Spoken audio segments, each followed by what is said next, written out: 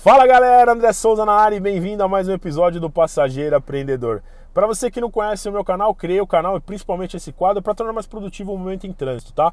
Eu sei que é um pouco maçante falar sobre isso, mas tem muita gente que não me conhece, mas logo eu vou começar a intercalar essas informações aí para que não fique muito pesado esse início do nosso vídeo, legal? Hoje eu tô um pouquinho diferente o perfil, tô aguardando aqui para uma reunião, um compromisso, tenho um pouquinho de tempo, então o carro tá parado, por isso que eu tô olhando o tempo todo para o vídeo e a gente vai conversar um pouco mais próximo aqui. É sempre um prazer estar aqui dividindo esses momentos com você, legal? Para quem não me conhece, se inscreve no canal, tem um monte de vídeo bacana, show de bola. A gente está fazendo um estudo do meu caso, né, do que aconteceu comigo na íntegra, está acontecendo nesse momento. E aí vai ser super legal, tá tudo muito quentinho, acontecendo muito aqui na hora e eu vou dividindo com vocês, tá? E hoje eu tô aqui para falar um pouquinho sobre a história do investidor na vida de um empreendedor, tá? Assim como outras coisas, durante essa minha jornada empreendedora de 20 anos, eu também tive a entrada de um investidor em um dos meus negócios, que foi o último, que foi a empresa que eu acabei de encerrar as atividades. E perdão. E aí eu queria falar para vocês sobre o papel do investidor, tá? Quando você faz o seu pitch, quando você está buscando investidor, seja ele qual for, de qualquer que seja o mercado, o modelo de negócio, enfim, você tem que deixar as coisas muito claras, tá?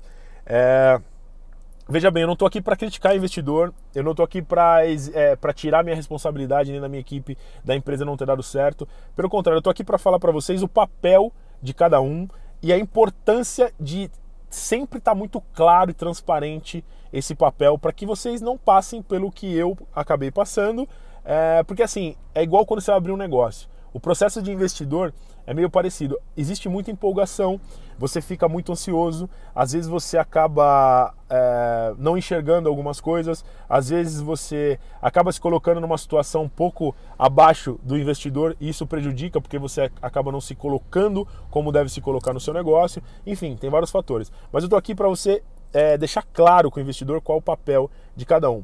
Vou contar o meu caso na minha empresa, o que houve para vocês entenderem. Porque, como eu falei, eu estou fazendo uma análise do que houve de erros e acertos e uma das falhas no processo foi o papel do investidor.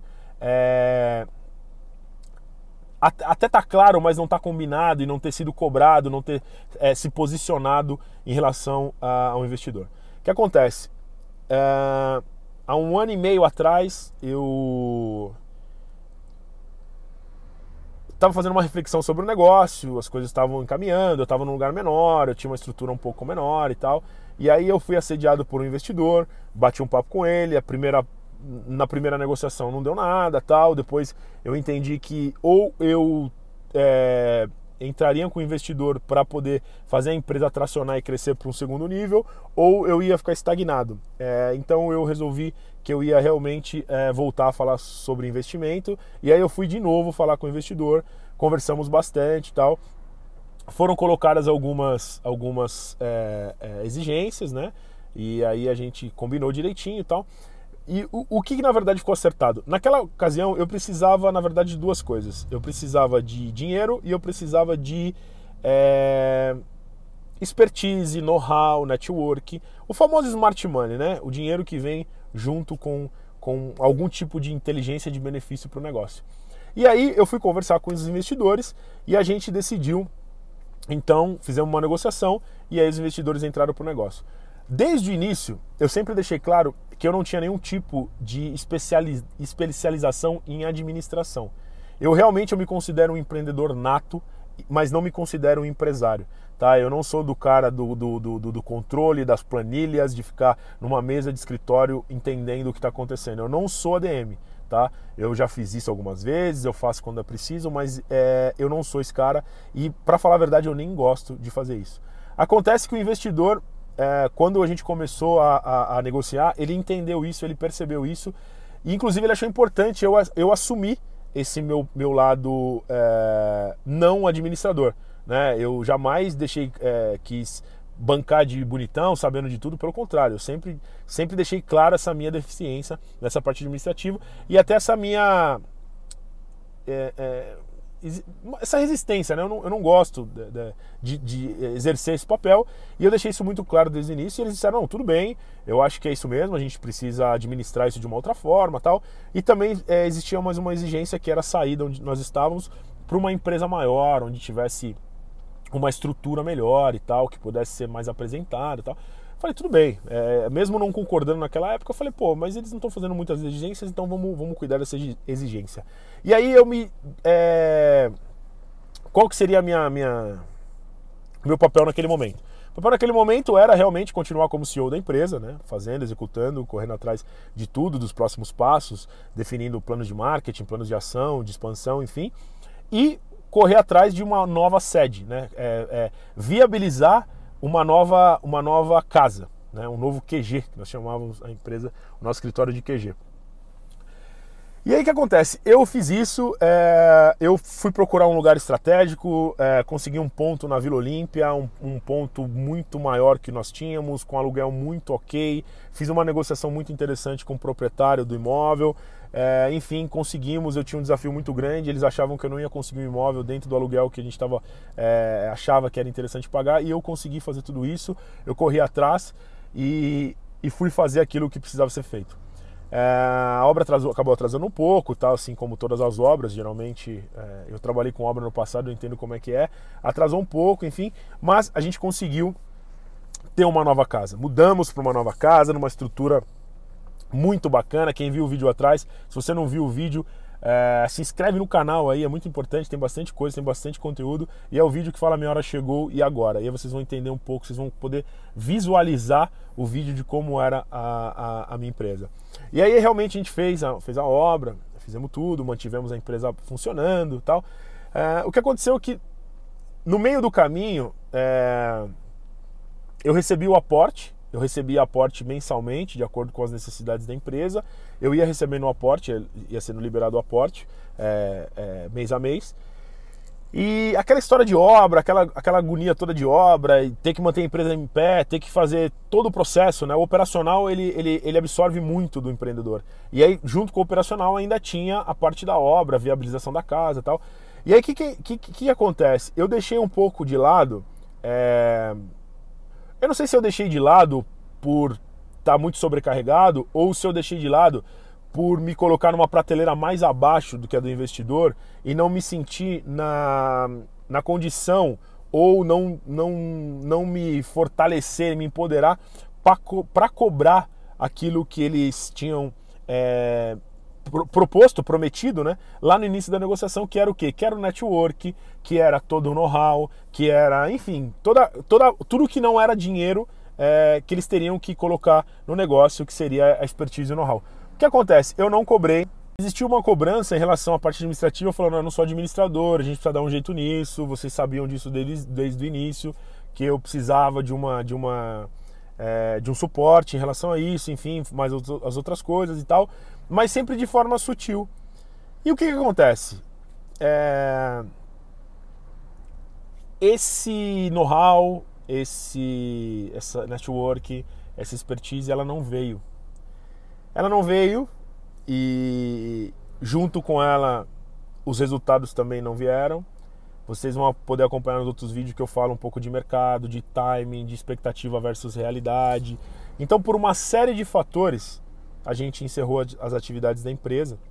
Mas eu não estou aqui, mais uma vez, para julgar o investidor, eu não estou aqui para falar que a culpa é dele, eu não estou falando nada disso. Só que, se eu tivesse me colocado, me posicionado, se eu tivesse cobrado aquilo que eles tinham prometido, se eu tivesse questionado o tempo todo, talvez, se eles tivessem trazido, além do dinheiro, do aporte, esse know-how, essa expertise, talvez a nossa realidade hoje seria diferente.